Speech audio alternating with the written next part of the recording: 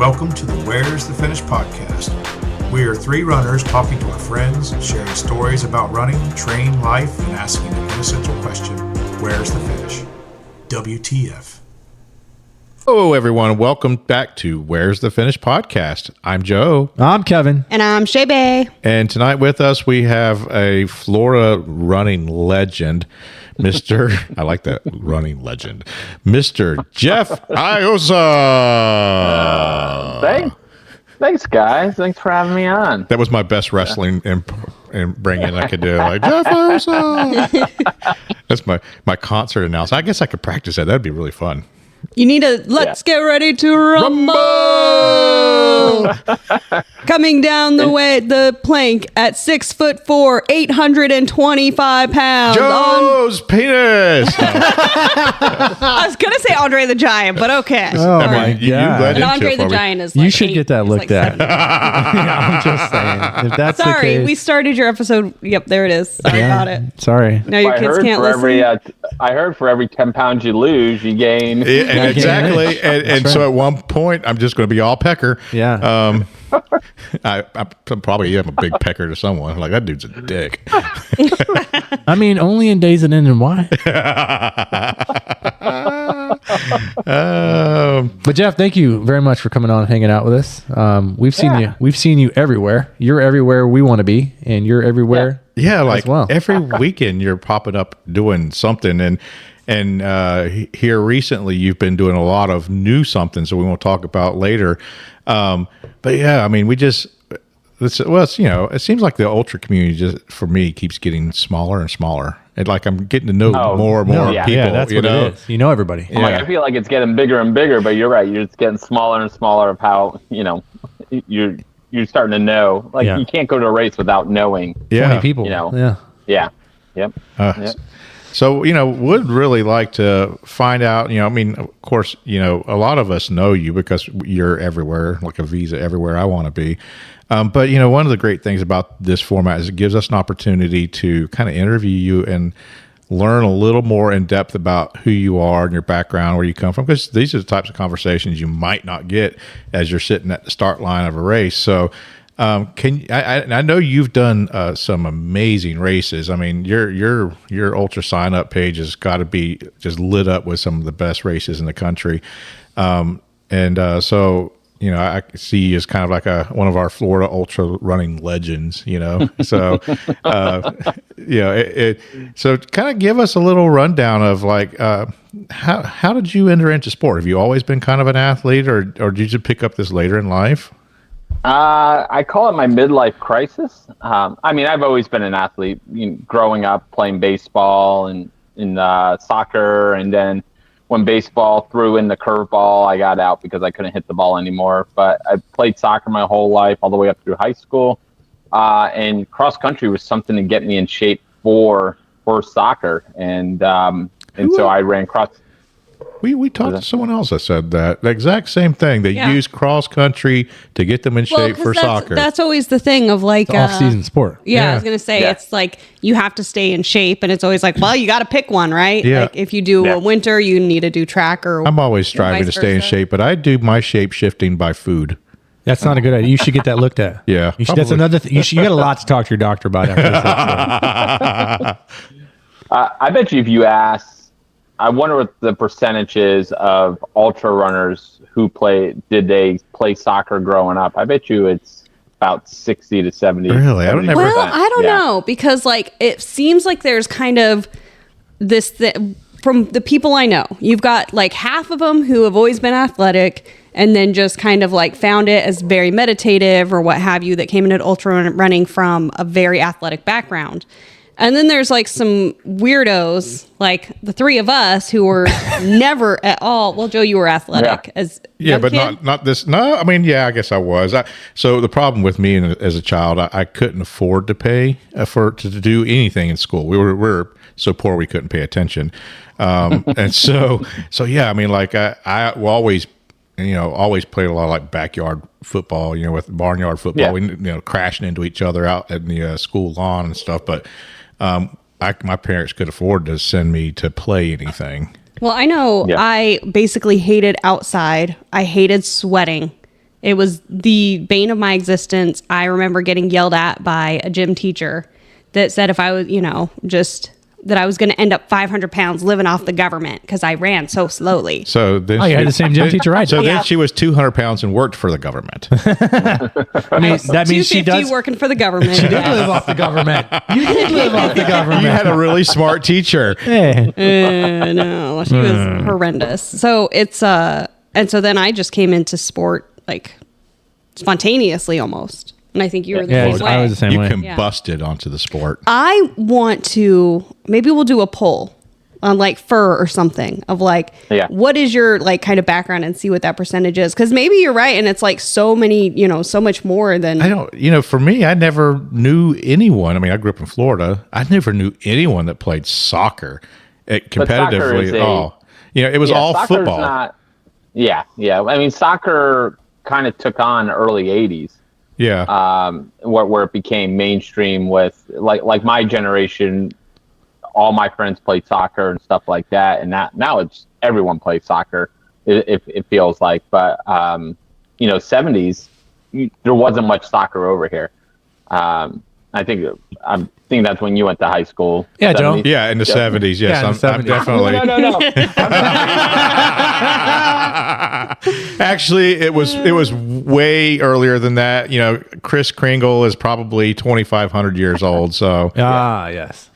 But that's what's awesome about the sport of ultra is you have a bunch of people that never did anything that come in and are just incredible athletes. It's our midlife crisis sport. Mm-hmm. It is. And well, the great thing about it is, like, I consider ultra run like the American dream. You get into it you get out of it what you put into it. Mm-hmm. Yeah. Yeah. And you can't cheat an ultra. Yeah. You get it. If you don't. Well, there are some people that try to cheat. You can cheat a 50K. You can probably muddle your way through a 50K. Yeah. And a marathon. I cheated my way through. I didn't put the work in on my first marathon, and I suffered, but I got it done. Yeah, for sure. 100 mile. You ain't cheating your way through 100 mile. So besides the cross country that you did for soccer, what other kind of athletic endeavors did you do as a younger person, the young Jeff Iosa? The soccer was the big one. So I played at our high school was a pretty competitive high school. I say, like, if I went to any other high school in our county, I would have been a starter. And I rode the bench for 4 years in high school because our soccer team was one of the top teams in the state. So where did you grow up and play at? Same time I live in Dunedin. Oh, really? Cool. So you are a native Floridian. There's not many of us. No, well, we moved down here when I was 6. Oh, that makes you. They call it flow grown. No, dude, I wouldn't. He's like, I'm not jumping on that bandwagon. Not this today. is driving me nuts on my cup right here. The upside down Florida. I'm like, no. So That's funny. Yeah, I've down here 41 years. So my parents live in the same house 5 miles across town. That's my Sunday evening run. I run from door to door. It's exactly 5 miles. Wow, that's great. But I mean, the great thing is I'm right off the Pinellas Trail. Well, you guys know where I live. Oh, yeah. Y'all bet. We've seen. All been to your house in the course of the Tampa Bay 100. Yes. You are an aid station. We've seen some people suffer at your house. It was wonderful. At long haul, I ran into a guy and he has like I call them like the Waldo stocks. I don't know. Yeah. I'm like, hey, I haven't seen you since you were in my front yard, and he looked at me like, I don't understand what you're saying. I go, I have the Tampa Bay 100 aid station in my front yard at the 50. He goes, oh yeah. I think his name on like Instagram is like Ultra Running Waldo or something like that. Yeah. He is the one who ate ice creams the entire time. He stopped for like 5 or 6 different ice cream places. Did he? I think he got into Badwater. I think he's another runner. Got into he did too. Badwater. Yeah. So nice. Yeah. So, and then after high school, I mean, I did a little bit of running, but I didn't do too much. And I played like city adult league soccer and softball. And but what I realized is I'm too competitive. and I just turned into an asshole. I turned into an asshole in bar league softball or in soccer, and it's. Well, you must not view me too much as competition, because when you pass me on a run, you chit chat. So I know I had fun at long haul. He's like, "Hey, it's Joe." I stopped and talked to everybody, and then I realized towards the end, I'm like, shit, man, I should have ran harder. I would have made top 10. Yeah. So how did soccer segue into running besides the cross country? I mean, because you obviously must have had a break in it, or did you have a break in it? No, I had a huge break. So I think in my early 30s, I played a lot of ultimate frisbee. And that was a crossover from soccer. And whenever I did something, I always went all in on it. So I went all in for like 3-4 years in ultimate frisbee, and I thought it was the greatest thing. And then then I stopped that. I don't know why I stopped that, but I stopped. How's the ultra or the ultimate frisbee scene now? Do you know anything about it? Are you I know nothing about it. So in my early 20s to my early 30s, I was a youth director at a church. So I worked. What's funny, I was thinking about this on the way home today. So I worked for a church. I worked for this organization called Young Life, and they have a camp almost on the Cross Florida course, right where right in Ocklawaha. Okay. Yeah. Nice. Yeah. Yeah. What's that store? Is it Dollar General? Oh, Yeah. the DG. Yeah. Yep. Moss Bluff there. Yeah, it's like maybe 2 miles down the road from there. And so I wanted to stop by there on my Cross Florida. So being a youth director, that you played a lot of ultimate frisbees and a lot of ultimate frisbee, and it was just a way to hang out with the kids and stuff. So and what makes frisbee ultimate? Because I know nothing about ultimate frisbee. it's soccer with a frisbee. Yeah. Or a cross between, yeah. It's basically soccer with a frisbee. Almost Does the everyone that frisbee- plays ultimate frisbee played soccer. That one's like 85%. I played it in ultimate middle frisbee. school PE. Does it land Yeah. on the ground a lot, or are people like actually catching well, it? if it lands on the ground, it turns over to the other team. You're just passing it around and stuff. So, it was a good sport. I enjoyed it. So So I'm gonna have to look up ultimate frisbee because I have like no concept of what's happening there because I have no like hand-eye coordination. Yeah, no. So No, I that's not a game can't for me. imagine like a frisbee coming towards me and catching it I'll catch it with my teeth. like a dog. Did you watch too much Puppy Bowl yesterday? Oh man, so much. So do you remember? Then Go ahead. I'm sorry. Go ahead. No, go I ahead. was saying, and then I guess when I left working at a church, I kind of stopped playing ultimate frisbee, and and that was my ultimate frisbee career. 3 years. And then you started running. So what got you starting running? Like, where did that start? So running, I always had the bucket list of running the marathon. And one day me and my wife, before we had kids, we were at Disney World, and we had season passes. So we were walking into Epcot, and it was marathon weekend. Oh. And they were all running out, and I literally I love when the memory comes up, and I snapped a picture and said, one day I'll run a marathon. And so you'll have to send that to us. What's that? You'll have to send it yeah. to us so we can put it on the podcast. Yeah. Oh, it's a great. I'm like, one day I'll go out there and run a marathon. So the very next year, my wife signed up for the Disney half marathon. No, the Disney Princess half marathon. And I went out there and I just enjoyed the whole, being out there for her and stuff like that. So I'm like, let's sign up for the marathon next year.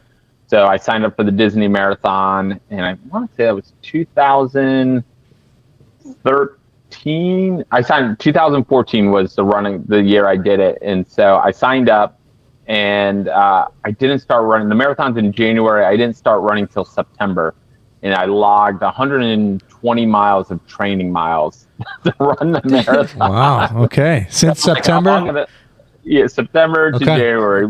Probably 20-mile weeks, if that. I remember running my first half marathon. I ran home from work. It was in the town next to us, and it was 13 miles. And I thought that was the biggest thing I'd ever done. And so my goal was to run a sub 4-hour marathon. And I went out there and I basically just bombed it really bad. It was I was miserable at about 18 miles. Ah, yes. And it's a stretch of road when you're driving into Disney. So every time we go to Disney and we drive past that stretch of road, I'm like, that's where I suffered. I think that mentality has something to do with really competitive people. The setting the bar really high and never like really not achieving it. You know, like I was just talking to someone this weekend about you know, some of like the across Florida folks, you know, how they come in to run the across Florida 200. They've never run maybe, you know, a real long distance. Some may run 100 or maybe that may be the most. Some haven't even run that. And they have these really lofty goals about how fast I'm going to run it and how far, you know, just for it to all blow up on them, you know, about the first day into this multi-day race. But I think it takes a level of cockiness maybe, or, you know, I don't know. There's something that you have to have in order to be that person that goes out and runs and wins races. If that's what you're going for, you got to have this level of confidence about you, whether it's realistic or not. You know, because it's a mindset more than anything. I think that competitive nature. And then when you start doing really well, then you're like, ooh, I can do good in this, and and that was great. So. So the next year I signed up for the marathon again because I'm like, I want that. Wait, what was your time? 4 hours, like 40 something minutes. He blew up. See, that's still a great time. Yeah. So what's funny was I didn't even have a running watch back then, and so when we were at the expo, Wait, your watch is supposed to run? My watch doesn't even have legs. I don't know if I want to play like I think that one fell so flat. So I think at the expo, my wife they had like the Garmin, they had Garmin watches there, and we bought a Garmin Forerunner with a 4-hour battery life, and so the battery died at like 21 miles or something. So I don't even have my first marathon all the way through. So the next year I signed up. I'm like, I'm gonna go sub 4. I trained a little bit more, did a little bit more running, and then the week before the race, that year my daughter was born, and so. What year was that? 2015. 2014. 14. Oh, 14. Okay. Yeah. Well, when she was born. And then I was running the marathon in 2015, same marathon, Disney marathon. And the week before the race, my daughter got admitted into the hospital with RSV. Oh. And so we spent the whole week in the hospital. I came down with the flu. They discharged us on Friday. I literally went home and packed the camper Friday morning, begged the doctors to discharge us. They released us Friday night. We slept at home. In the morning, the camper was all loaded, and we drove to Disney to run the marathon on Sunday. He's been inflicting running on his kids ever since. Yeah. So I ran my second marathon with the flu and ran I think it was like a 4 hours, 30 minutes. And so I'm like, I'm pissed. I mean, with the flu, that's funny that Disney wrapped in you as a runner. I mean, like there's so many, especially I guess in Florida, because a lot of people do, but that's like the goal for a lot of people to run Disney races. Well, they made it. Well, we loved Disney. We loved camping over at Fort Wilderness. So it was just a fun trip to do those races. And I think I've done the Disney Marathon 3 times or 4 times, and I haven't been back in like 6 years. But, so from that, did you when you started doing like the stuff you're doing now with Ultra, did you start on trails first, or was you a road runner first? So the road was, I hadn't stepped on trail at all to this point, and then so I signed up for the marathon again for the 3rd time, and then in the spring after the marathon, I would bartend at night at my buddy's Irish pub, and we had this big Irish singer in there singing, and he overheard me talking about running marathons. He's like, "You need to read this book." I'm like, "All right, what book is it?" And he goes, "It's about these Mexican Indians that run barefooted." I'm like, "All right, bring it on." So it was Born to Run. I read Born to Run in like a week, and I'm like, "Damn, these ultra marathon I think I could do that. I think I could run an ultra marathon. A friend of mine taught me into getting that book, and I bought that book, and I have a year ago, and I still have not read it. And I carried it all the way across Florida with me all weekend this past weekend. And still didn't crack a page open. It's Shame. funny to go back. So I read it the first time, and then I went back and reread it again. I go, this is all bullshit. And but you know what? It sparked that thing in me that I was like, damn, man, it's, so I started researching ultras, and I found the Pinellas Trail Challenge, which basically ran by my house. It was a free race. It was in a couple months later in September. And I'm like, all right, let's go do this. And, wow. So I signed up for that race has been around for a while then. Yeah. Oh yeah, PTC is. Yeah. I signed up for PTC again this year. I signed. I'm doing it again. Nope. Yeah. Okay, so listen. So we're gonna do the pre-race dinner over my house. So Okay. I invite all my friends over. Come on over, and we'll have a big dinner over here. Well, you do it basically every year, or have done it a lot. Yeah, the first year, yes. So I have the most finishes at Pinellas Trail. I'm tied with somebody with 8 finishes. So now I'm like stuck. Like I got to do it every year. I want to be the first one to get to 10 finishes, and so that's my goal now. But I think I was in the 3rd year they did it was the first year I did it, in that race I kind of just fell in love with the community. The community was just overwhelming. It reminded me of like the church community that I used to have, and like everyone helping each other, and whatever you needed, you got from the ultra community. Here's my question. So you ran it. So it's almost been 10 years since the first time you ran it. How is like the aid and the community different from the first time versus like your most recent time? So now, I'm on the board for it. So we help like a 2x4 or like it's a 2x6. Definitely. Joe, were you just the entire time crewing Peter this weekend? You're like, I need to think of some dad jokes. Some dad jokes. I'm gonna have the corniest jokes. You didn't read Born to Run because you were just sitting there with your little notebook, like. If someone talks about being bored, I'm going to ask them if they were bored.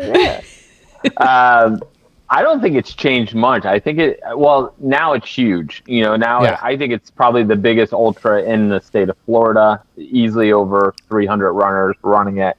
Back then, we maybe had 100 starters when we did it. So it was a little bit smaller community. Now it's great because we get the same people that come back and run the aid stations year after year after year. And so the original course was a point-to-point. Like we didn't turn around and tarpon it and come back. And I think that changed in 2018. We had a hurricane coming through and they shut down the park that we were meeting in. And so the race director at the time, Michael Stork, he called me. He's like, hey, what do we do? I'm like, well, if we go to Tarpon and back to Dunedin, it's still 46 miles. And he's like, all right, let's do it. And that's exactly, I think that was the 2019 running of it. We changed the course so that it was you run the Tarpon and we run back. And it was just so much nicer finishing in Dunedin. Before, you're way out in the East Lake, the small area, there was nothing around. You had to figure out how to get back to your car, where now it's, now you can kind of make a vacation out of it, stay in Dunedin and, I wish every running community had a race like that. We was over here the first time we started talking about it is, coined it as like a race by runners for runners. It's a gift to the running community. Yeah. It's what it feels like. Because this is a huge race, and it obviously costs a lot of money to put on a race like that, but no one's paying anything. So everyone is really, obviously there's a lot of donations and contributions and people putting in their time, their money to do this race so that other people have an opportunity to run it. Yeah, all our aid stations, we don't give our aid stations anything. They provide everything on their own. We get them some stuff, but majority of the stuff they're buying all their own stuff. So it gets harder and harder as the race grows. Mm-hmm. We cap it at about 300, but having an aid station for 100 people versus 300 is totally different. Yeah. It's a big deal. So it's great that we get the same groups that come back every year. And and honestly, I think it's a good like intro race that a lot of people start with PTC and then they're just overwhelmed by it, and then it just branches them out into other races. Yeah, we met lots of people this last one that this was their first ultra. It's always fun when, especially PTC, I think, because you go and you open it up and you scroll all the way to the bottom of all the entrants and you see all the people with zero results. Signups. Yeah, that's always fun. Yeah, so that was my first race. It was on my daughter's first birthday, and so like every 7 years it falls on her birthday. Nice. But I love it. I think I missed a few years. 2020, I didn't run it. I was the race director. I was the acting race director. They made me the race director for 2020. And then with all the COVID stuff, and I owned a business. Like, so how did COVID impact that race that year? I mean, did it at all? It didn't. I mean, we started with wave starts and a couple other things, but overall, it didn't affect it too much. But I didn't want any of that liability, so I was never the official race director on it. So I was made the race director before we heard about COVID and stuff like that, and then I was just worried about all the liability, so I pulled out as race director. Luis Gomez jumped in, but then he was still signed up to run the race, so I said, I'll be your active race director day of, you run the race, and I'll just do what you have to do. And nice. So it worked out, and then I ran into next year, took a year off, and then I pretty much run it, I think 8 out of the 13 years. 13, 12 years they've done it. I had a great time. So. I don't know about everybody else, but I had a great time running it. And the brewery at the turnaround, that was like life-changing. Like that was like when you needed a nice ice cold beer, that's when you needed it. It was a good beer. It was a great beer. Good beer. Yeah. Nice place to have it. And they had NAs there too. They did. Yeah. Did they have NA? They did. Yeah. So, but one of the things I'm most excited about seeing is the trail races you've done, because you've done some friggin' Big Daddy trail races. So how did you kind of get into trail ultra? So once I ran PTC, I'm like, all right, I want to go run a trail. So the first trail race I ever ran was right before PTC. I was trying to get in shape for it. So I ran a race called the Xterra Claw race. And they don't do it anymore, but it was at Alafire River State Park. Mm-hmm. And it's Andy Matthews would put it on too. He was one of the race directors for it, but it was a different race because it was weird because you had to navigate from flag to flag. There weren't trails. You're running through high grass. So that's what I thought trail racing was. You had to swim across a river, jump cattle bridges, cattle fences. That's only in Western states. Was it like 5 miles or was it longer? Because I know at one point 10 miles. It was 10 miles. Okay. But I mean, you're jumping down into ravines, into waist deep water. I mean, it was awesome, and I ran it almost every year. I loved it. The last year they did it, I finally won it, and I was pretty excited about that. So that's what I thought trail racing was. And then I did Moon Over Croom right before PTC. So I got to see what the trails were like at Croom. And that was just a fun, hilarious race. Like, I don't know how I finished it. I did the 22 miler and it was miserable. And, but enjoyed PTC. And then I did my first trail ultra. A couple months later, I did John Holmes. 50K. Yeah, or did John Holmes do you? The big John Holmes. I always, as a joke, if people were asked about ultras, I said, just look up John Holmes, and it'll take you to a great website about an ultra race. That's so funny. It's really long. How long is it? At least 7. At least. So that was my first trail race, and I think I've done John Holmes maybe 6-7 times. I've won it. That was the first race I ever won years later. I won John Holmes, and from there I just kept doing more races. I did Fools 50 miler. And then my first attempt at the 100 was Umstead.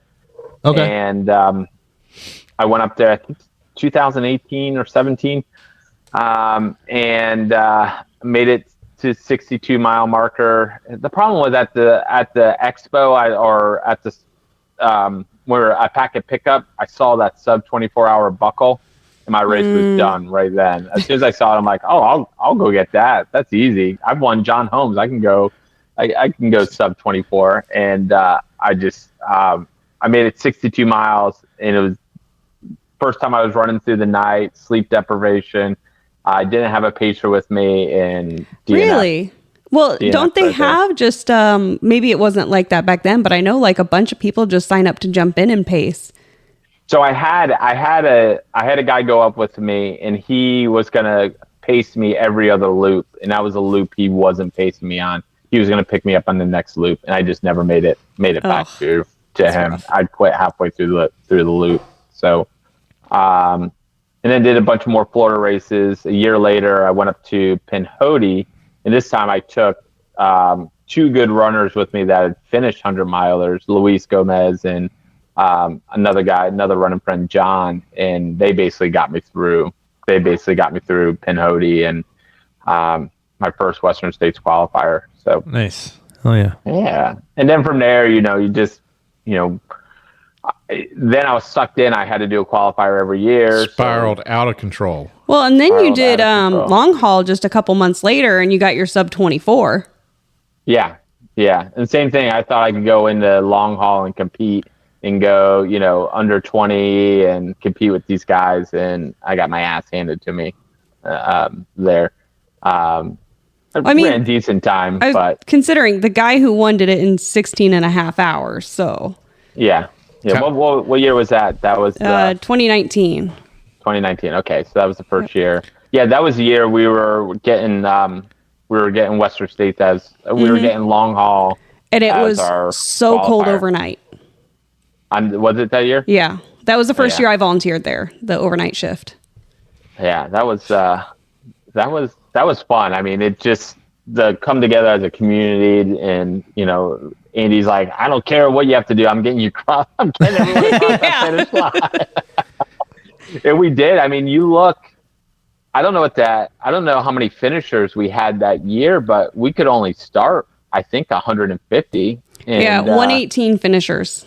118 finishers. And what do we have? We had 140 something this year with 300. Yep. With 300 starters, almost 300 starters. So that was a big deal getting everybody in. I mean, we were all working together. We're like, we got to get this. We wanted that Western States qualifier.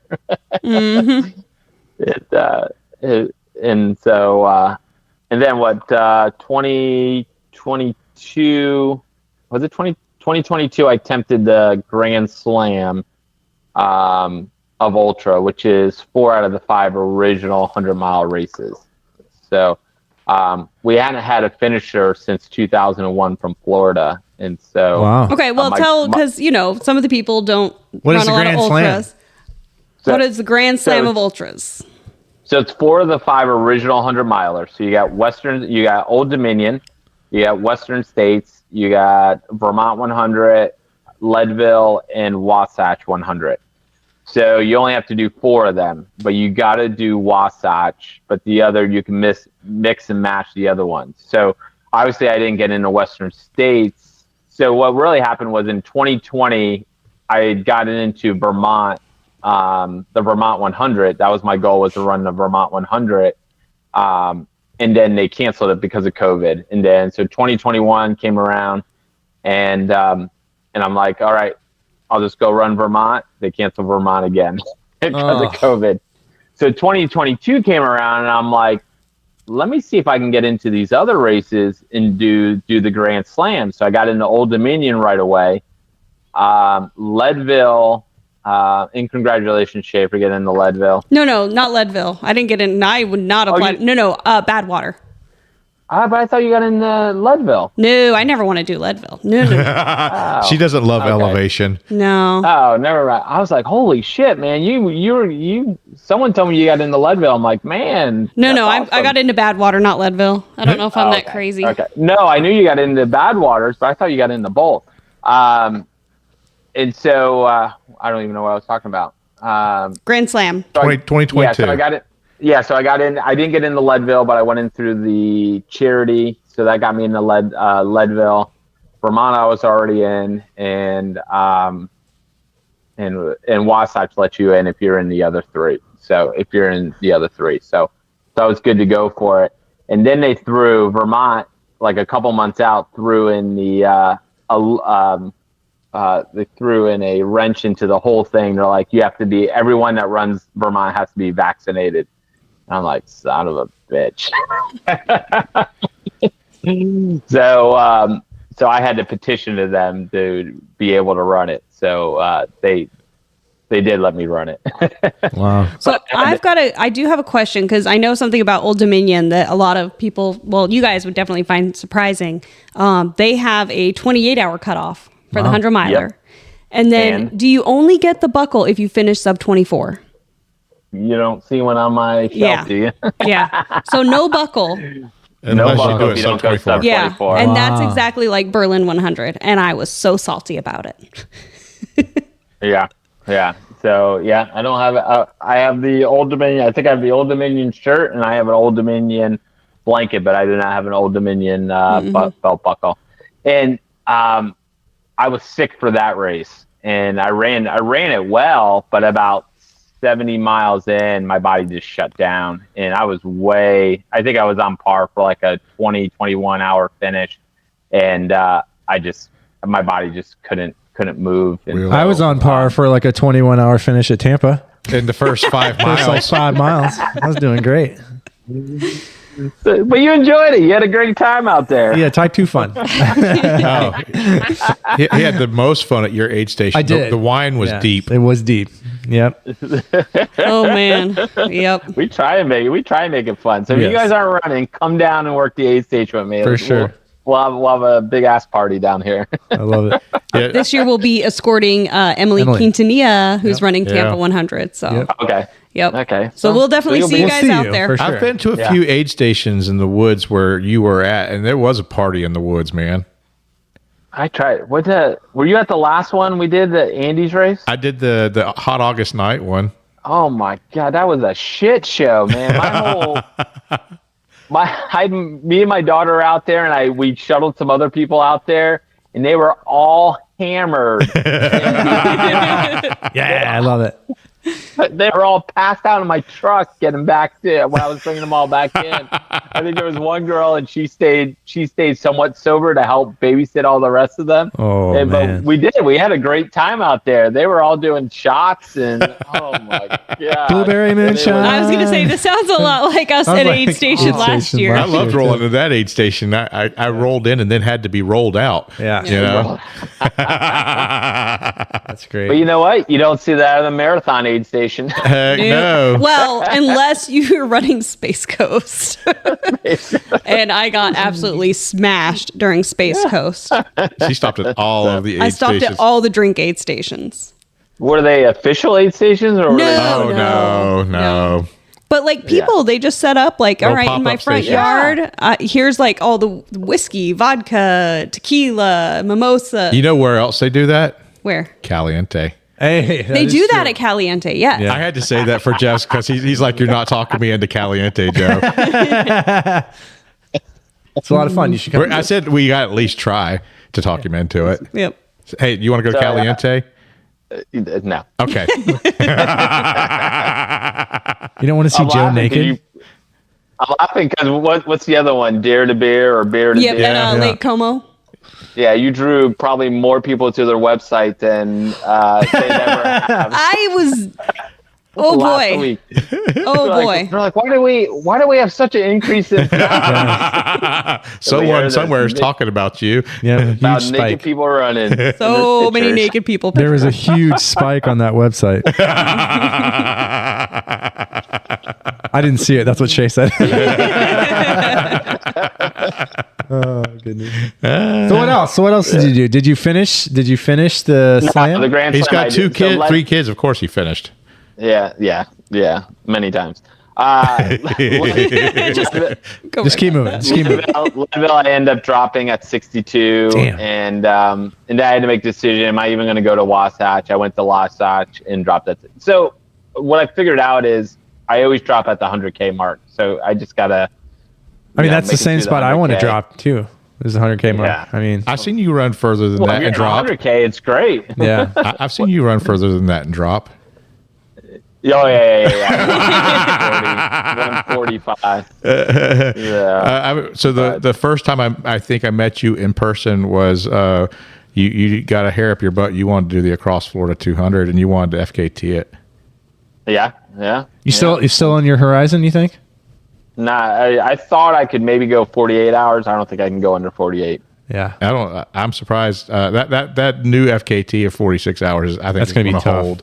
I don't know. I think it's going to break. I go, oh man, I'm like this guy, and that's why I kept texting you. I go, Joe, is this guy real? I mean, is he? Is anybody watching him? I mean, what's going on? He just came out of nowhere and just tore it up. Oh, and I didn't think it was real. I'm like, he has to be. I'm like, we're there's some of us in the background like checking Strava, and we're like watching his Strava, and we're like, this isn't right. There's something not. He lining done up. a marathon before, and they were at Long Haul this year. His wife did her first 100-miler. She did, Long Haul this year. I met him at the finish line. He came over and said hi to me. And then, so what sold it for me was when he posted the pictures and he's sitting at the finish line with his kids. I'm like, I guess no one's cheating that race. I guess I should say, if anyone's listening, the guy's name is Fred Solly, by the way. Fred Solly. Yeah. So, well, then I was mixed up because then, what's his name? Julian. And I'm like, Julian was at the Death of Dupree. And I'm like, which one did I just talk to at Long Haul? Was it Fred or I was so, it's like trying to figure out who the Shaes are. Like I was so confused. Oh, yeah. For the last year, who the two different Shaes are. So I'm the lady slow Shae, and then there's a fast male Shae. They're spelled different. And they're both friends with Tyler, and Tyler talks about Both interchangeably. Yeah. It's very weird. Well, someone's like, oh, yeah, Shae just broke the course record at Just Survive. I'm like, Really? Yeah, wait. That's awesome. How'd you do And I'm like, that? wait. She's also going to Leadville. So Maybe it was the other Shae that got Yeah, into maybe. Leadville. It might be. I thought Bobby Joe told me you were going to Leadville. Oh, nope. Hey, by the way, we signed you up for Leadville. The whole time I'm like, holy, that's a hell of a freaking schedule. Leadville. I mean, I guess it would be Badwaters to Leadville. Yeah. she does stack her schedule every year. She absolutely, and then No, I've got like nothing this year. yeah, Because you're bad water yeah. training. Yeah. That's Listen, why. we all have nothing on our schedule if we compare it to Aaron and Yeah, that's a true who's the statement. other- what's his name? Luke Whiteout. Yeah. Oh, yeah. Like, I wanna Ari and put Luke those have two the schedules. I want insane. to put those two schedules next to each other and just see who has a harder schedule on there. Like I ran with Luke on Saturday, and like every mile he was talking about because he's like, "Hey, what do you got next?" And I'm like, "I'm going out to run this one in May," and I'm talking every mile he was saying a different race he was running this year. Yeah. I'm like, damn, that's a hell of a schedule. That's a hell of a schedule. And he's like, But, I'm it's also excited about like the going to newbie, Cowboy too. like the newbie thing too, of like when it's fresh, you just want to do everything. Well, I do. I can't do any of those things. If I could, I would. Well, I mean, I think Luke's been around for a while. Yeah. Just Aaron's just coming in just like Yeah, Ari is completely brand new, but he was out. I went and did a Black Canyon he did. last weekend and did really well. Yeah. Yeah. So Yeah. Poor Craig. We love you, Craig. First DNF, bro. yeah. Oh man, so I was at a wedding on Saturday, and I had my Black Canyon belt buckle on. And I'm following along on the race, and someone texts me. They're like, "What's up with Craig?" I'm like, "I don't know. We're getting ready to go into dinner." So I pick up the phone. I call. He picks up right away. I'm like, "Dude, what's going on?" He's like, I don't know if I feel like I want to do it. I'm like, "Are you hurting?" He's like, "No, I just don't really have some motivation and stuff like that." I'm like, listen, the next aid station is Black Canyon City. You can bow out there if you want to. It's only 7 miles. At least that will give you 7 miles to think about if you want this as a Western States qualifier. And he's like, do you want me to get that Western States qualifier? Because I'm going to get in on one ticket and you're going to be pissed at me. I think he really was just motivated for pie. He wanted his DNF pie. He did. He kept talking about this sweet pie that he was going to get if he DNF'd. Really? Was that at the Black Canyon City? I have no I don't know where idea. it But was. he also ate 3 different kinds of pie since Saturday. So he had a French silk pie, an apple pie, and a cherry pie. Yeah. So what did he? So then he texted me and said he was dropping out. So he texted me today and he's like, he had signed up for Head and Pin 100. Yeah. And he goes,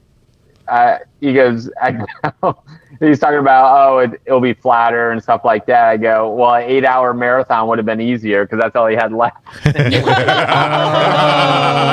No. I mean, you're not wrong there. You're not wrong. Pen and Pin aid stations are great though. So Yeah. Well, I tried to get him motivated to keep going. So Yeah, we did too. I told him that he needed to run for those who can't run like me. And he said he did push him to go like 8 more miles or whatever. He's like, that did kind of push me, but and then he's like, wait a minute, that was an elective surgery. What the hell? So what's funny is I met Craig. We were out at Black Canyon, and me and Luis Gomez were going up to take pictures at the Black Canyon sign. And there's a guy sitting there. I'm like, hey, can you take a picture of us? And it was Craig. Nice. That's so cool. And he saw, I think one of us was wearing like a Florida, it might have been a long haul shirt or something like that. And he's like, oh, you guys from from Florida? And we're like, yeah. And he's like, yeah, I'm from Lakeland. So it was that's where I met Craig, was at the, out in Out in Arizona. Arizona. Yeah. Wild. and Right so where he, like Black right where he Canyon's DNF'd. got a lot of elevation, right? No, Black Canyon's No? not that bad. So it's a lot of, I think it's 7,000 feet of descent and 5,000 feet of climb. Oh, it's not too bad. So I mean, for Floridians, No. that's still That's not bad though. No, I mean, that's- in reality, Yeah. that's not bad. not for So the all the- distance. I mean, there's races Yeah. out there that get that in a freaking loop. Yeah. So, Bandera. I mean, Bandera this year. yeah, I'm curious how Bandera was, because I ran it when it was at the other park. Yeah. It was everybody said it was much harder. Like, Really? oh yeah, because it was not very runnable, lots of rocks, lots more elevation. The climbs, Yeah. there were more climbs, but they were shorter, other than like I think with the other one there's like 3 really big climbs. And there was no wouldn't like call them- racetrack. They're short and like rocky. So you're stepping up on things. It's not the climbs aren't very runnable, and it was a fun race. So I'm curious if I'd like 2 things. I would like to know what race you think was your hardest race ever, and which race are you the most proud of?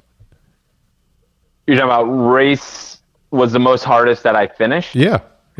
Or not finished. I mean, just just hardest, overall. Yeah, the hardest one you've ever done. I mean, if it was because maybe you didn't finish because it was so hard. I mean, what's your hardest race that you've done? I think Wasatch and Run Rabbit Run are basically pretty similar races on how they're both about 20,000 feet of climb. The altitude might be higher at Run Rabbit Run, but Wasatch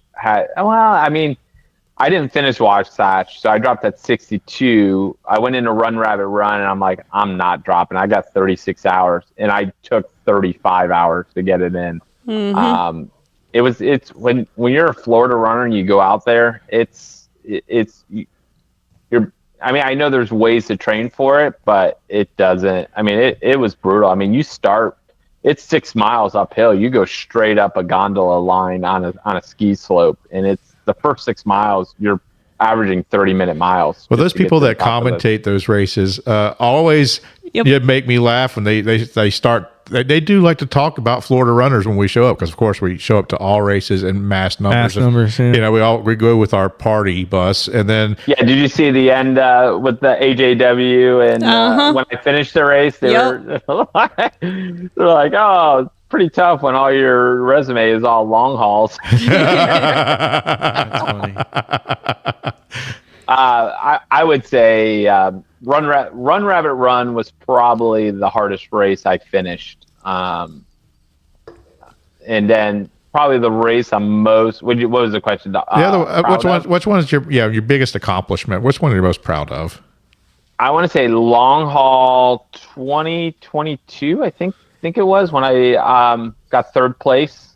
Oh wow! And ran a 17:35 there. So that's great.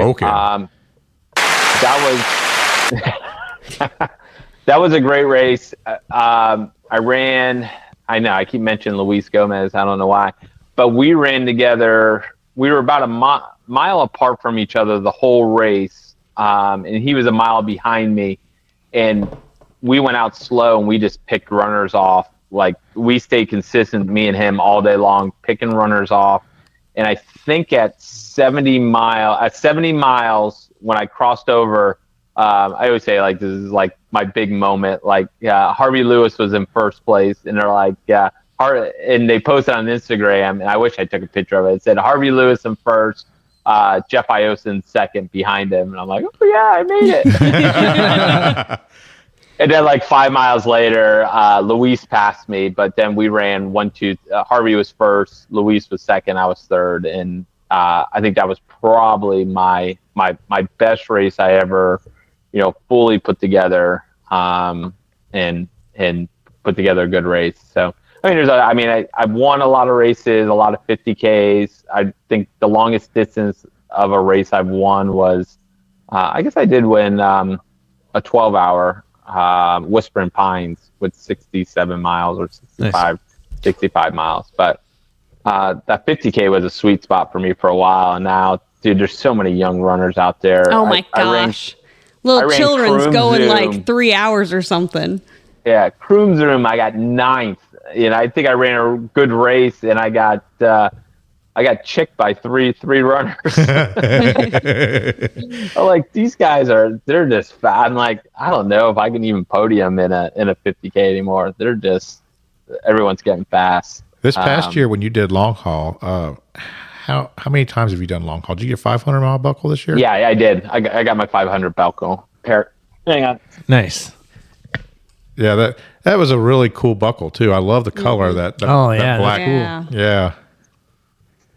Yeah, I would. All right. So, are you going to go for your 1,000 buckle? No. So the rule was with Andy and Amy, go to 500, and then I work aid stations. Oh, okay. So, I'll probably do it again. I'll do it like every couple of years and stuff, because I would like to get that 1,000. But now I'm on the aid station next year, or we're talking about maybe live streaming it. So nice, yeah. That's which would be good segue, man. I love it. You plugged it right in there because one of the things I really wanted to hit on with you was the live streaming. And we just talked about how you go to these big Western races and they're live streaming and they're talking about Florida runners like we're dum-dums, but we're showing up and killing things out there. Yeah, and we're doing usually so good ourselves. Yeah, but we do good. Yeah, Florida runners perform well at these, but so in some races Florida runners are very well represented. In some places they're not even on the map. So yeah. But it's really cool when you go out to them and you can watch a live stream all day. Or if you're not there, not able to go, they've got these live streams. So you have tell us about your Pacer travel and how you're kind of getting into the live streaming world and how that happened. What's going on with that? So my goal is always to do something with ultra running where maybe I can make some money off of and stuff like that. I did have a racing company. I had like a running company years ago. COVID kind of killed that. We were doing really well. COVID hit and just kind of died. So when I was thinking of something to do, I didn't want to be a race coach. I didn't want to be a race director. And so I didn't want to put on a podcast. Too late. Yeah, I know. So I'm like, you know what? What's something no one's doing in the community that I could do? And so I said, well, why not start a travel company that caters to the racing community? And that's what I kind of came up. So, unfortunately, I have another business. I'm a home inspector, and and that one's keeping me so busy that I don't have much time to pour into the other business. But the goal is eventually that business is ready to take off when I'm ready for it, when I don't want to crawl through 115 degree attics anymore, that I have something to step into. And plus, like, I love editing videos. I love live streaming, and Pacer Travel gave me the opportunity gives me a platform on YouTube that I can do stuff with. So I kind of always had the channel. If you look at my older stuff, it will say Highland Running Company. Mm-hmm.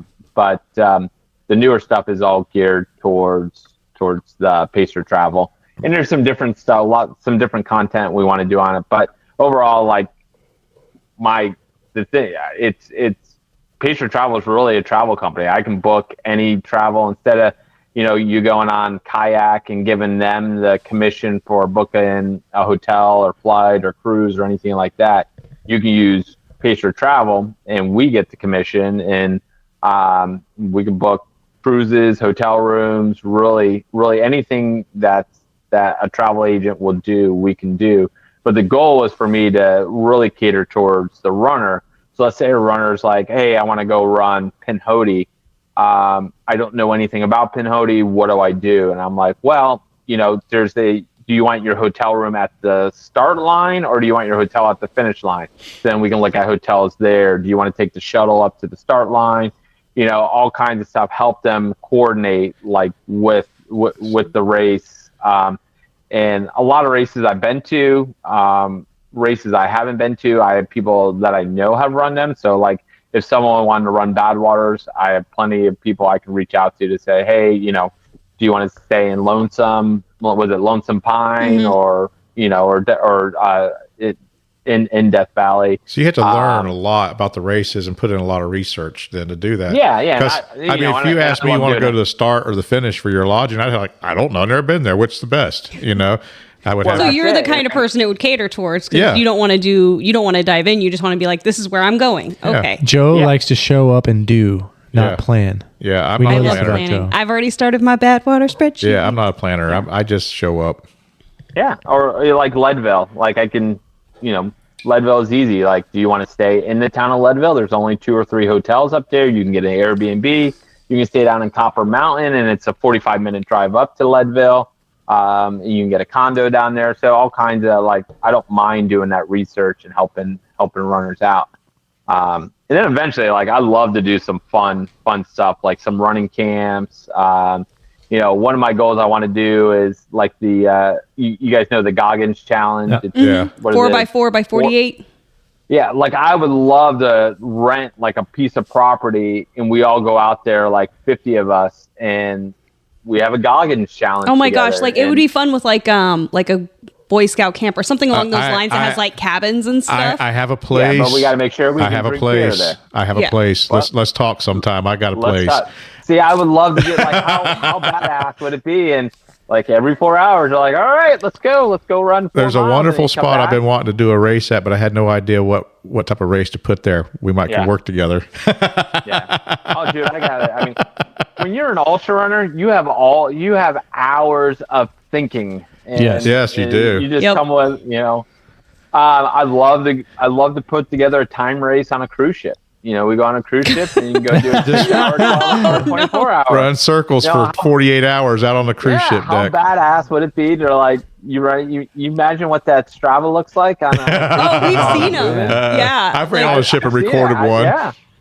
It's really funny because it's like you're going 8 million miles an hour. Yeah. Joe just set a PR in the 1 mile. He ran a 2-minute 1 mile. Congratulations, Joe. Yeah. So I mean, there's all kinds of things I don't want to put on a 50K race. I want to do these interesting, kind of stuff, like, fun stuff. Some wacky stuff. So you're using Pacer Travel, obviously, sounds like, as a platform to kind of branch out into a lot of different things, not just travel, but you're trying to brand it and do other things with it, it sounds like. Yeah. And so, like, when I think PTC 2 years ago, I'm like, hey, why don't we live stream the finish line? And so I didn't quite know what I was doing back then, and I just ran it all off my cell phone. And after I finished did I even run the race? I don't think I ran the race that year, but I had my camera afterwards, and we just kind of did the live stream after it. And Fuller's like, hey, and then when we were doing the Tampa Bay 100, the first year with the aid station, I'm like, well, let's live stream the aid station for 10 hours. And that's what we did. And it was fun because I was outside and then I went inside to use the bathroom, which I will mention the bathroom. And then I saw on the TV in the living room, it had like the very tiniest delay. So I got to see myself go off of the live stream, and I'm watching it on the TV. I'm like, oh, that's weird. I was going to ask this question a little while ago. How long did it take you to disinfect your bathrooms after that race? Actually, not that. No, it wasn't bad at all. I think this past year, after everybody left, my wife's like, I think the shower's leaking or something. There's water all over the floor.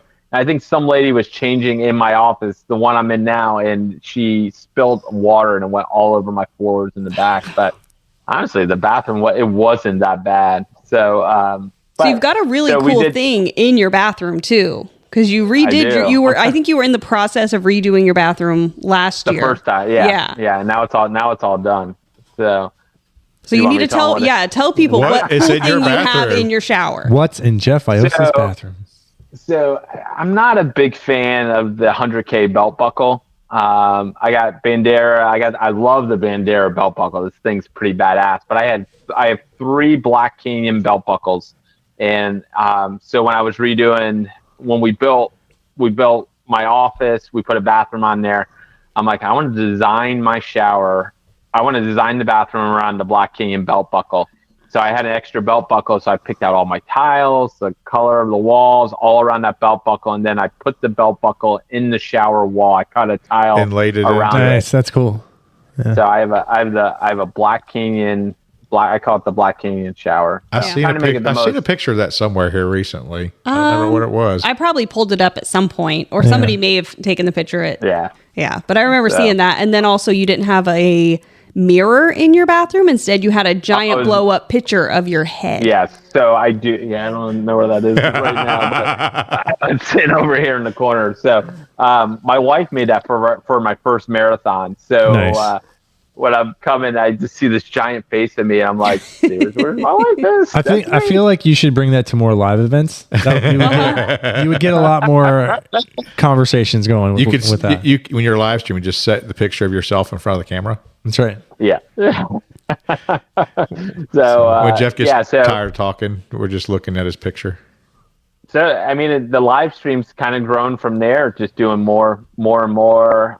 Tampa Bay 100, I think I went all the way till almost 10 o'clock at night from the start. And I think it's fun because I'm figuring out ways. It gives me something to be creative with. And I can what I love is, like, because I'm doing it on Zoom, Joe, like, we pulled you guys in when we were at Death of Dupree. Like, you guys can be at home, and I just pull you guys in, and you guys can commentate on the race. Or when Joe was crewing you guys, crewing Kevin at Tampa Bay 100, he would just jump on with his phone, and he was giving great, commentary. I think when you ran the Daytona 100, you jumped on when you were at the start line of your 50 miler. So it allows me to, be creative, and my goal is to follow the race leaders, but I want to, I want to get everybody on there. I want to know all the stories and stuff. Well, when you watch, like, I watched Black Canyon this week and I loved it, but unless you were in the top 20, there wasn't much to see. Like, you couldn't see Scott Hoover or Craig or Aaron out there. So my goal is, when we do the live streams, is to profile show everybody, try and get everybody's different story on it. And because some of those stories are just as good, if not better, than some of the leader stories. Mm-hmm. I mean, some of those people suffered a lot more. And it's the same with Western States. It's all the coverage is. Yeah, because you can watch Western States and they have great coverage of it. And I watched the live stream for Run Rabbit, and and seen some of our Florida runners on there. Heard them mentioned, and like you talk about interviewing people. I mean, I had a blast just showing up at the start line and talking to the runners and their crew and their family and finding out where they're from. And just randomly walk up to people. Yeah, you were talking to someone from Connecticut that grew up in the same or live in the same town that I grew up in, and you're talking to them, and I'm, so it's just, and that's our goal. I mean, the big live streams do a good job of keeping it going and catching every finisher, but you're not getting that story. So that's our goal. And then they approached Marty about live streaming Bootlegger. Oh, and nice. I'm like, That's good. And so that's how me and Marty kind of hooked up. And he's like, yeah. I'm like, that sounds good. So I'm like, let's go do that. So that will be our first like full race. Like we're gonna try and cover the whole thing. Yeah, it's gonna be fun. And where's that at? Georgia. Right? Yeah, Macon, Georgia. So Yeah. I think we got Joe going up with us. If you get anybody that wants to go, man, Nice. Well, just give me a camera and a microphone or my phone, whatever, and I'll walk around and just interview people. So you got a microphone right here. Joe, I mean, I love having you on there because, and I love like Death of Dupree was like, if you're watching, you probably felt bad for me because I'm like trying to fill content, and it's like I'm just sitting there just on screen with nothing to say, and I'm trying to fill in and stuff like that. But that's hard because you're only seeing people for a short period of time. Maybe 10 and then minutes they're gone. every hour. It's 24 hour plus of running to cover. But when I bring one of you guys on, we're sitting there bullshitting. We can bullshit for hours just on running because we all love running so much. It's so easy just to bring you guys on, and there's like no dead air. And then I move around and stuff. So I mean that is our goal. Our goal is to do a lot of these little smaller races on the East Coast and see where it goes. So, we're definitely excited to see what Pacer Travel has to offer in the future for sure. So we'll definitely keep an eye on that. Do you have a website link or a Facebook page, or what do you have available for us? The big thing is we're pushing everything on the YouTube channel. Okay. So we're trying to get those YouTube subscribers up. So it's Pacer Travel on YouTube, and we have the Facebook page. I haven't built the website yet. Nice. I hate building websites. So after you listeners follow and like and share Where's the Finish podcast, go over to YouTube and like and share and follow the Pacer Travel page as well. Yeah. I've got so many ideas. I would love to tell you some ideas of things that you could do, and I'm sure you got lots of great ideas, and you could really build out this live stream thing. I like the way that it's bringing some of the access to the East Coast races. Right now, of course, Florida races because that's where you're at. But as you're expanding out, you're going out to Georgia and different places. There's so many fantastic races out there that could get some really good attention. And that's they do that with the Western races. You don't see that here on the East Coast as much. Yeah.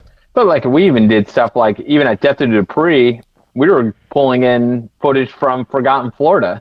Yeah. We had runners out on the course jumping in. We had people at aid stations and. Well, and another cool thing that you're doing, and people should talk about, is you're doing live pre and post race interviews too with people. You're bringing people to talk about, and that's kind of a new thing I've started seeing you show up with too. Is we got a race coming up this weekend, or we got a whole bunch of races. Let's kind of showcase these races and talk about what's going to happen, or let's talk about what just happened the week before. Yeah, so we're trying to do that on Thursday nights where we jump on, trying to keep it at an hour and just kind of talk about the races that just happened, races coming up, anything else in racing news. And, if you guys got races coming up, we'd love to plug it. So that kind of sounds like you have a podcast. I don't want to interview anybody. Yeah, it's not. He's not running it like a podcast. It's a news pod. It's like a news podcast. Yeah. It's a news live stream. Listen, Shae, I mean, you said it best when you were talking about like Aravaipa. Like when I got into running, like Jamil was putting out all this content, and he hit me right at the right moment where I was in love with the sport, and I was trying to get as much content as possible, and I loved it. I was every night, like I was watching whatever he was doing. If he posted something, I was watching it, watching Billy Yane used to do a lot of stuff. Oh, yeah, he did. Ginger Runner. I don't know if he still does, but he does more. He of the did a lot interview. more gear review in the interviews, yeah. But he used to do a lot of like the adventure kind of stuff, and yeah. But I loved when Jamil was doing the Mountain Outhouse, Outhouse, and he was reviewing stuff, and then he would get in a cycle again. He just has so many balls he's juggling there, and so I'm like, and I've always wanted to do it, and so we'll see how it goes. No one can really juggle more than 2 balls at a time. No. That's not what juggling. Juggling is in essence at least 3 balls, Joe. You juggle That's why- at least 3. Yeah, so I'll never be a juggler.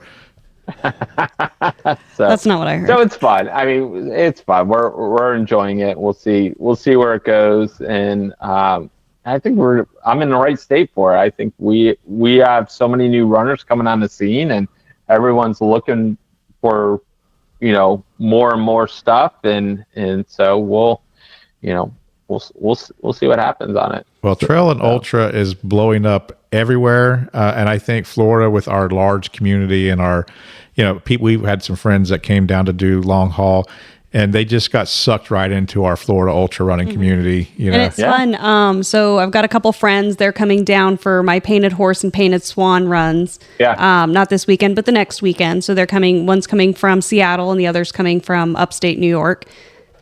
She's going to hate me if I say upstate because she says she doesn't live in upstate. But definitely upstate. Well, if you say New York, people are like, New York City, exactly. No. Yeah. No. So they're coming down and they're doing both of those races. So that'll be really fun to kind of show them all the shenanigans that we have here. So many shenanigans. Did you guys just release the courses?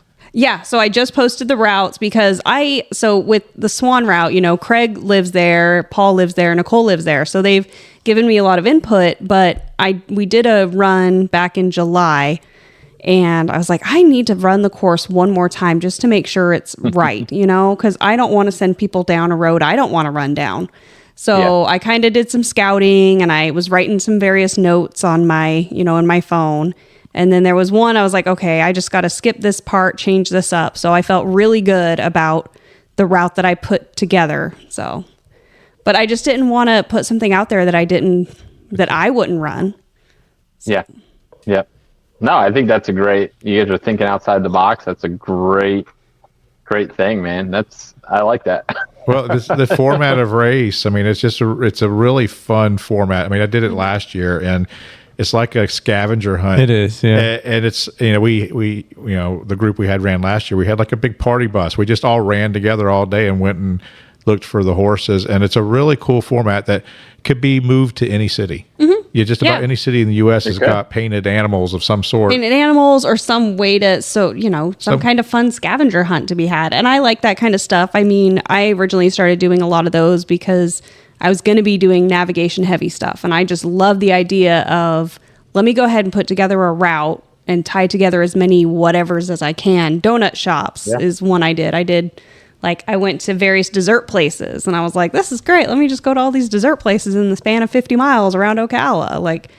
I love that kind of stuff. And how many Chipotle restaurants you can go to? Only 2. There's only 2. Just run right for the Chipotle. That's right. Were you also obsessed with the Chipotle challenge? I watched a little bit of it. Oh, I was obsessed. I woke up in the middle of the night to check Strava to see how many they ran. So here's my question is, so I know on my Strava, did he restart his watch every time he did it?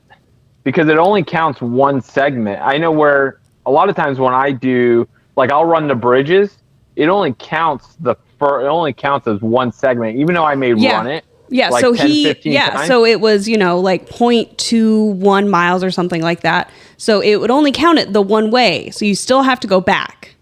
Yeah, but did he stop his watch and start a whole new thing every single time? No, because it counts it every time you do it. Okay. Yeah. Because the bridges, it doesn't do it, because I'll run it 10 times, but I'll only get counted for one segment. One time of running the segment. I would see exactly where it starts and ends. Because there's some places where maybe you're not making it all the way. You're not going back far enough. Yeah. Yeah. So maybe it starts earlier than you think. Yeah. Yeah. So what else you got on the race schedule, Jeff? What's coming up for you? That's a tough one. Like the lottery gods did not agree with me this year. I did not. What'd you put in for? So I had 36 tickets in Western States. I had 1 ticket in Hard Rock and Leadville. I've been in that lottery for 4 years, and I've never Just gotten do the it. bypass. What, for Leadville? Yeah, just bypass it. What the charity? No, Your the work. Lifetime Fitness. No, I don't want to. I'm not going to drink their Kool-Aid over there. You won't drink the and you will drink the Kool-Aid if you go there and drink the Kool-Aid. Yeah. So when I ran it, I had to raise $2,500 to get into the charity. So that's how I got in the one time. But I've been in the lottery 4 years and I've never got in it. But I got in on the charity the one time. So I don't want to run that race that much. So if I get in, I get in. If I don't, I'm not too worried about it. So, so this year, I don't know. I think I'm going to change things up this year. Instead of since I didn't get into any races I wanted to get into, I'm just going to go. I'm looking at Save the Daylight 48 hours because I've never done a 48-hour format. So I'd like to go do that. I am going out to Cocodona, not to do the 250, but we're doing the Eldon Crest, which is the last 40 miles of it. And then we're going to volunteer one day at Cocodona and then try and do Grand Canyon the next day. So, you doing the a rim to rim or going to visit? I don't know. It all depends on how much those legs are hurting after 40 miler. Yeah, I could see that. So we'll see. And then I'm really looking at Wickham Park. Okay. Oh. Nice. 200 miles? So you trying to get 200? Oh, yeah. That's the He only needs reason to the go out rock. there. You got to get the rock. Get the rock. Yeah. Gotta get that paver. So I was thinking about it, and I saw Doug at Death and Yep. Death at Debris, and he says he's going back out there. I'm like, Oh, there's some Yeah. competition then too. that's always been. And so I texted Tommy Granovich. I'm like, Tommy, what's the record? Yeah, What's the record? It's amazing how the competition can keep things going. Just like what we had going on with Death of Tupui. I mean, those two runners at the end just pushed each other for a long time.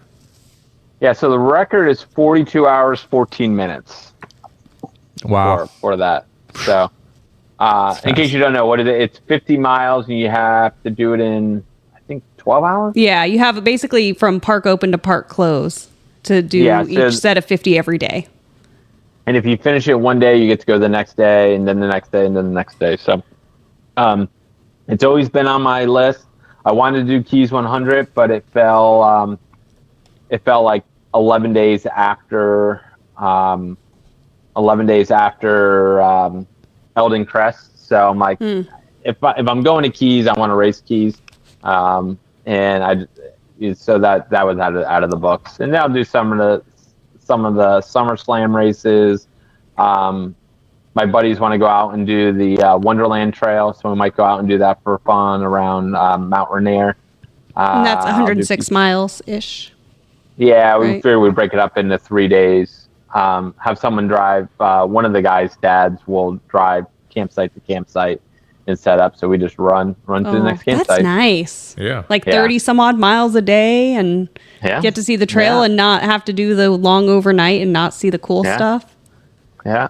Yeah. And then we'll look at, I want to get another 100-miler in there. And so I think I'm going to go to Arkansas Traveler. So I've always had it on my list, and I think this might be the year that it falls into place that I can go up there. So, what are your big bucket list races besides another attempt at Leadville, but your big pie in the sky?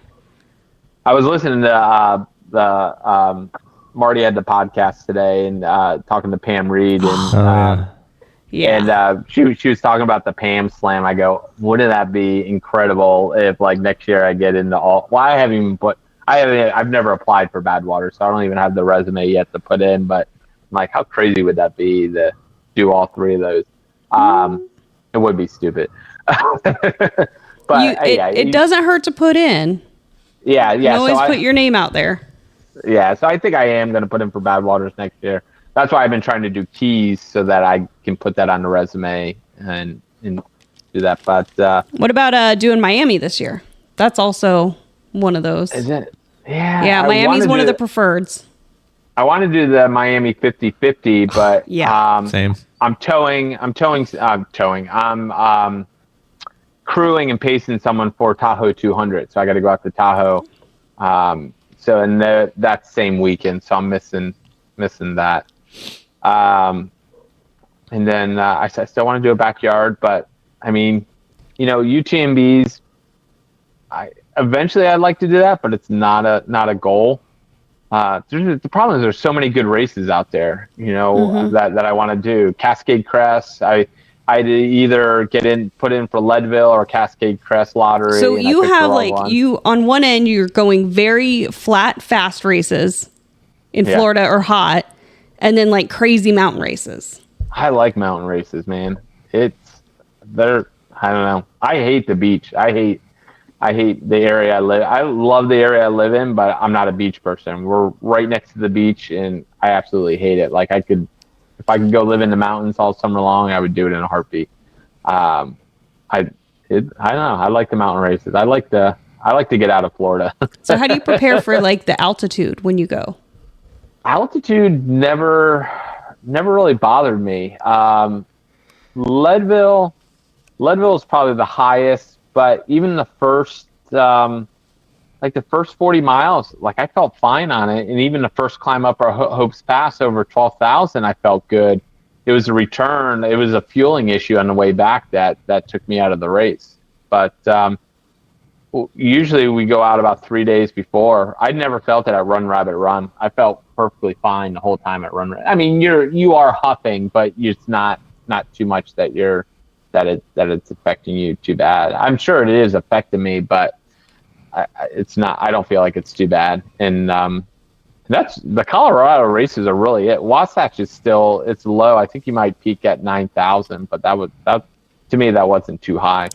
Man, when I was visiting my sister in Utah, she lives just outside of Salt Lake, and I did a race there, and it did climb up to like 9,000. And so at one point, like, I'm going up this mountain and I'm stopping like every 10th of a mile to just go. Okay. But I think that's the climbing. I think it's a combination. Yes, it's the altitude, but I think it's more we're just not used to the climbing. We're not used to going uphill, and it's I get, so many people out there hiking, like in the races, they're just blowing past me. Like I can't keep up with them. But it's because, that's what they do every day. They can walk out their back door and they have mountains there and go uphill, and we got nothing here. Yeah. So it's tough. So I do. I like the mountains. Now I'm sucked in the hard rock, so I got to try and do a hard rock qualifier every 2 years.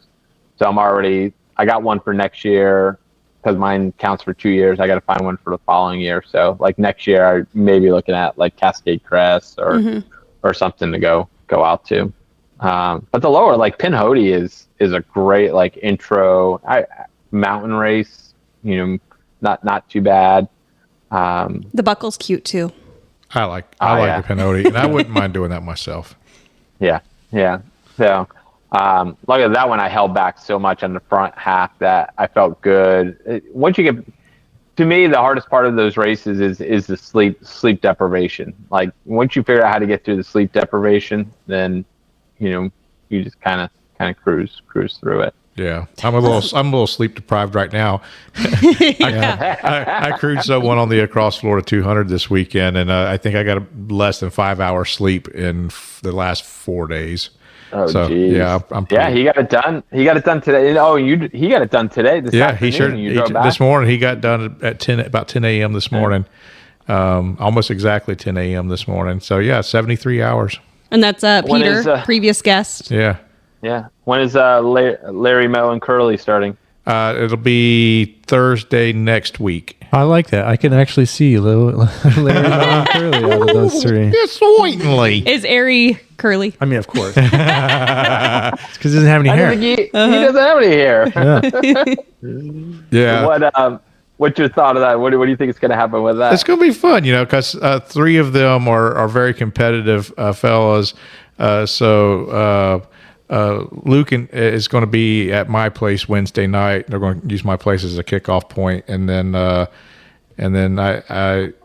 don't know. It'll be fun to see how they manage it because their plan is to not race it. They just want to go together as friends and have fun doing this. So they plan to go together as friends and end as enemies. Yeah. Well, first off, all three of them, all they know how to do is race. Yeah. They don't know how to run and have fun. So I guess we should say Lucas Fidel, Arian Roshan, and Scott Hoover. Yeah. We're calling you guys out. So next week they'll be starting. I think it's the 19th, 20th, whatever day it is, to Thursday next week. They're going to be doing the Across Florida 200. So it'll be fun to watch their blue dot for the weekend. Yep. Yeah.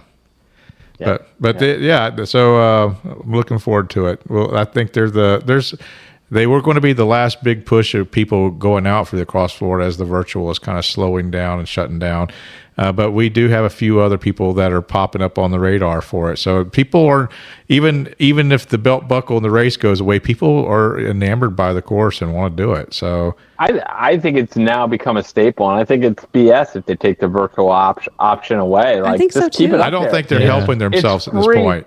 Yeah. It's what? I don't think they're helping themselves at this point by getting rid of the virtual. No, it's free money. You don't have to do anything. You just send a belt buckle at the end, and it's become something. It's become really an icon for the state of Florida. Mm-hmm. You know, I've done the Across Florida. Who's gonna? I don't know. I think the race is.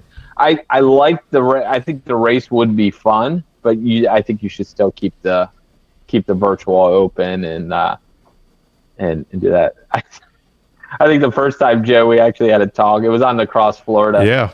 And I think I was leaving Santos, and I get a call from Ron, and Ron's like, "Oh, you're gonna have to wade through water in the Marshall Swamp. Yeah. It's gonna be underwater." And then I see you, Joe, and I'm like, "Yeah, Ron says it's gonna be underwater." And you're like, "Ron doesn't know shit." Was it underwater? No. Wait, no. So you did dry. it was in It was November. so dry. I'm like, we live right here. We're on these trails all the time. Ron doesn't live here. He's full of shit. That's so funny. I mean, when I did it, it was super underwater. But I also knew that because it's like 3 miles from my house. I think you guys came out. You guys were at Baseline when I came through at Baseline. We were. Yeah, through running this group of Marion County Sherpas for the Across Florida 200. Long name put out there by James Mathis for the group. I will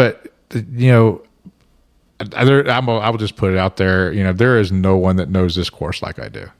No one. Mm-hmm. Yeah. I love it. I'm out there all the time, and so to actually get to go out with my friend Peter and be him, it was just him and I. We had I made arrangements for a few pacers to come out. A few people reached out, said they wanted to pace, and so we got him a couple pacers this weekend. But on the most part, he was out there running it by himself. And he is just an incredibly tough athlete, I couldn't get my cart down the trail. My little scoot wasn't going down the trail. I tried to get Kevin to come hang out in the truck with me so he didn't have to stare at these walls. He could stare at the inside of my truck for the weekend. I was concerned about elevating my foot, though, because it's been kind of painful. Yeah. So I want to make sure that it doesn't swell up, because I would actually like to run again this year. Yeah. So, I mean, I am one tired puppy. Well, here's the deal. I think we should set it if they take away the virtual, set it up as an official FKT, and then there's nothing they can do about it. It becomes an official FKT, True. and then it's regulated by the FKT website, and Interesting. But it's something special. It is. It definitely. It's so special. It really became, for me anyhow, it became really near and dear to me over the last 2 years. I've been out there so much with so many people, and I've met some really cool people through the Across Florida 200. I mean, one of my favorite memories was sitting in the Taj Mahal eating ice cream, eating popcorn, and falling asleep, and then sleeping for like 8 friggin' hours that night. It was amazing. I remember waking up and getting breakfast. It was great. Where did he have the Taj Mahal at? I took it to Salt Springs, so Shae staked in and staked out for hers. She not too many people have. I don't know. Handful of people. A couple people have done it, but So she staked in and out. I am a sleepy lady, and I need to sleep a lot. I need to sleep a full night of sleep every night, and I did. It worked for her. So, she still got that, it was 83 hour finish. So Yep. 3 full nights of sleep. Joe, let's all figure out how we can do it as a 3-day, or a 4-day, you run to this point, we have a camp set up, you run to the next point, you got a camp set up, run to the next point, and we make it a destination race. It is not doable. A race, a destination, kind of like what's it called out in? But I mean, you can make it shorter and just take out the first part of it through all that shit, the sanders and stuff like that. Through Sands for Hell. Well, I will say I do 50K mark. I do have a 150-mile routed race. So I've got a course set up that is in this area to do a lot of really cool trails that I'm going to set up in the same similar format. It just won't go from coast to coast. Cool. So Cool.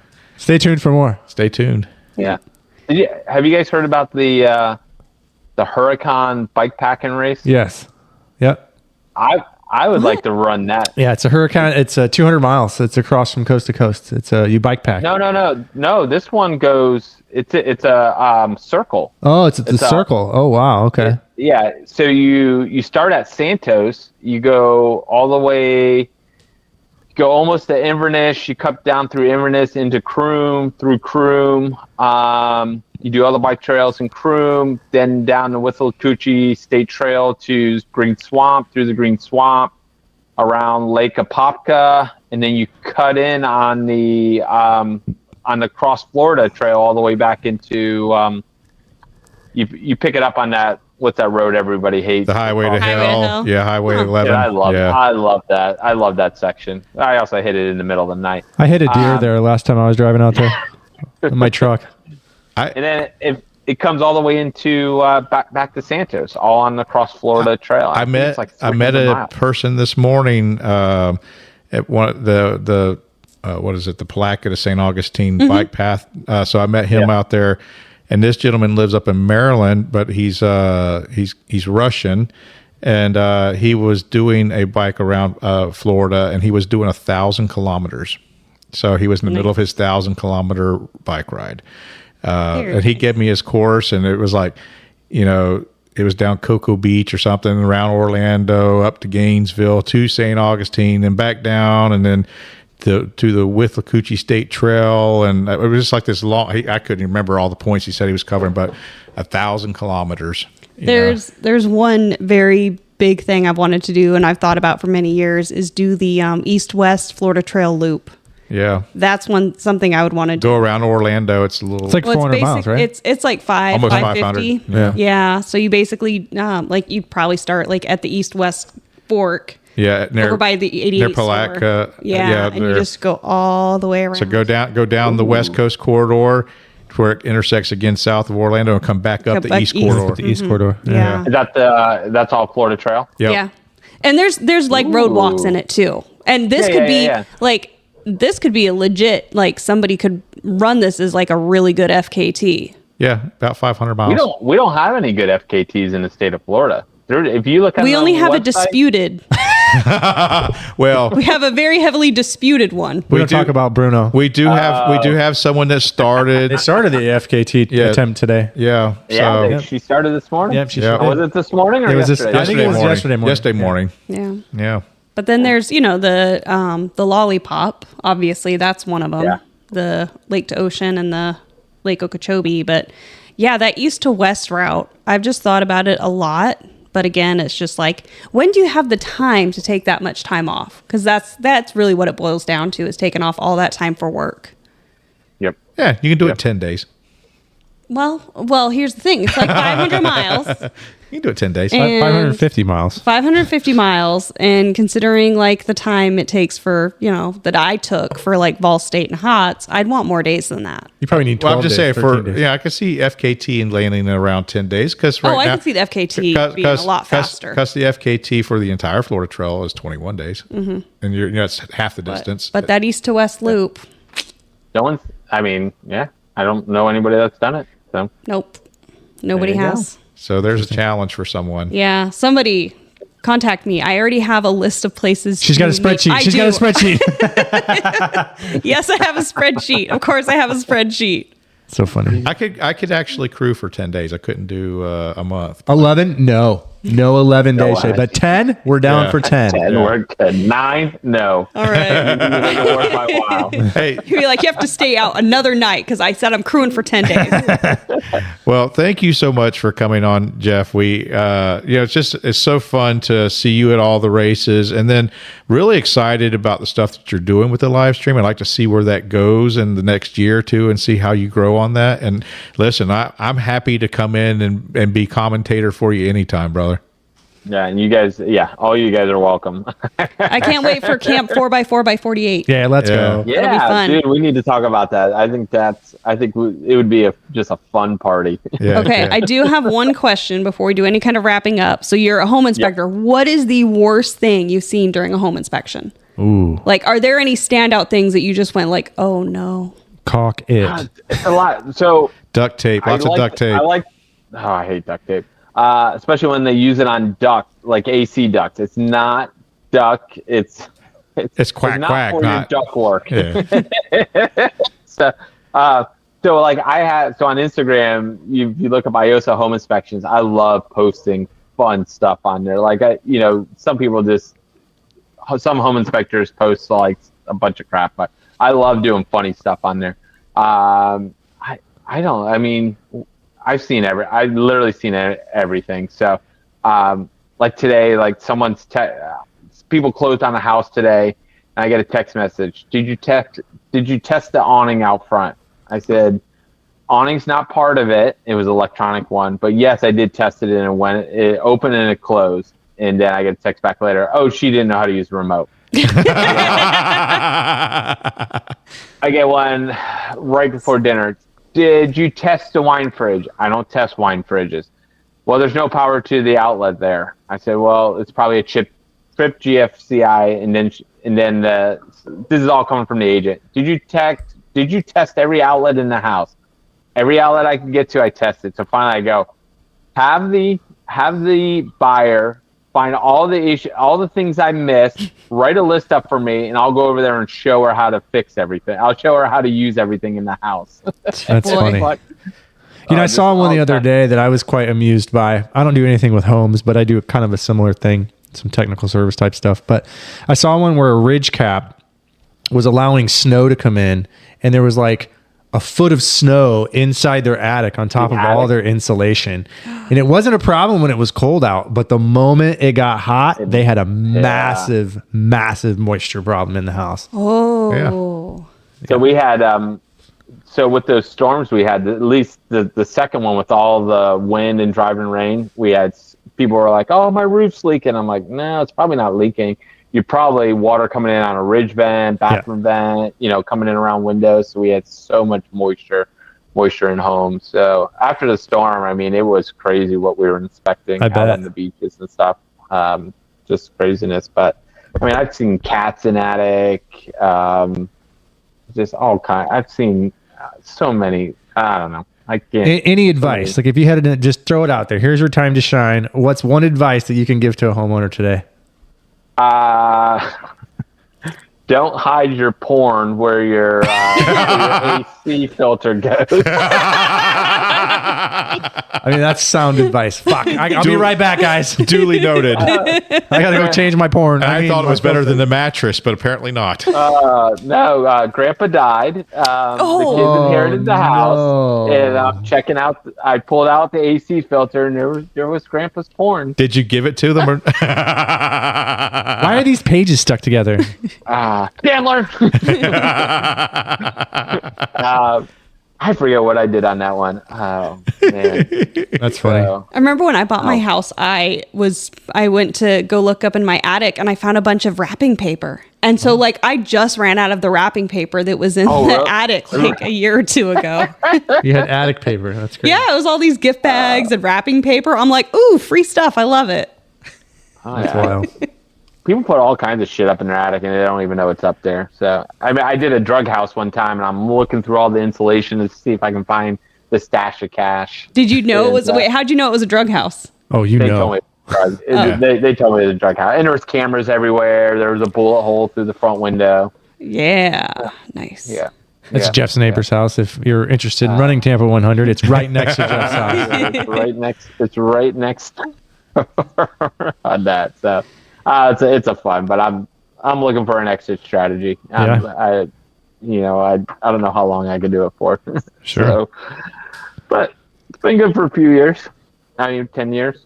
Nice. All right, Shae. Sweet. All right. Thank you guys so much for listening.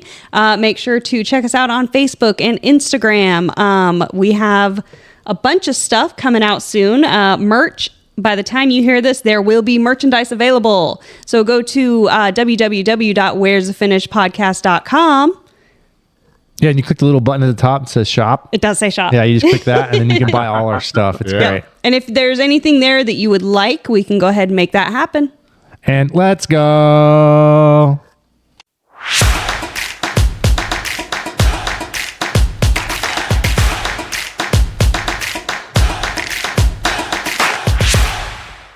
It's, what is the scene in A Christmas Story? The rack-a-frackin' something something. What is he? He said, "Oh, fudge!" No, but in slow motion. wasn't he also fixing something else? His dad. His dad was fixing the car. He had a flat tire. Yeah, but flat there's tire. something else. Yeah. Was it that? Yeah, section he would. there? He had a. I thought it was also related to the dogs. Oh, yeah, where the dogs came in and grabbed his turkey. Yeah. Grabbed his turkey. Man, you guys, that movie's so old. It's not so that old. old. That's pretty old. The story's old. The movie isn't. Do they still do the 24 hours of it? I'm sure they do. Oh yeah, because I watch it. I watch it every year. I do. It I used watch to it be a every year. big deal. Yeah. Joe I've is seen it the last obsessed couple with years. Christmas movies. Oh, Yeah, I love it's it. because he's actually Santa. Well, I don't care about Lifetime Christmas movies though. Those things. Not the Hallmark ones either. Well, it's the like- same movie. Yeah, it's the same movie. It's just Different people. recast. Yeah. Well, no, it's not the same movie. It's either a city girl Yes. going home to the country, And her car breaks or a city boy going home to the country. Or a country girl going to the city. And her car breaks yes. down. There's always a car breakdown, and they can't Yeah. travel. Some sort of travel delay. Yes. Yes, and it's like, I don't want to be here. This isn't the place for me. And they fall in love and live forever and get all their Merry Christmas wishes. Yep. And I just like being Santa because everyone wants to sit on my lap. Yeah. Okay. Come on, Joe.